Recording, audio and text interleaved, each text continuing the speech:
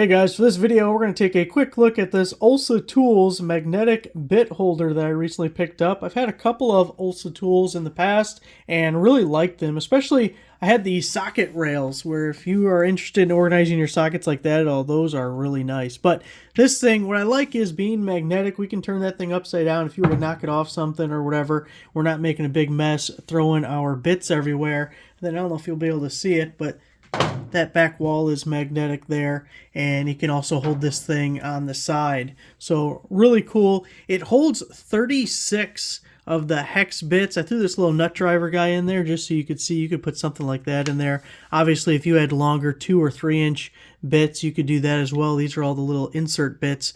The center hole, I just put a socket in there because I didn't have, you could put the little socket adapter guy that holds the 1/4 inches right in the middle. So that's your 37th spot that they talk about in the listing. But as far as regular 1/4 inch hex, you get 36, and you could pretty easily organize them by different types if you have hex, Torx, Phillips, all of that. But a cool little design. It looks really nice. You got the magnet on the bottom that works both ways, by the way. Well, we already tipped it upside down, so you know. I was going to say, because it does hold them in place as well, so you don't have to worry about it. I think it's pretty neat. I don't know if the magnetism is strong enough to throw this in a bag or something. The jostling around might leave you with a mess then. But for something where it's just sitting on your desk, or like I had it on there vertically, it'll hold them just fine.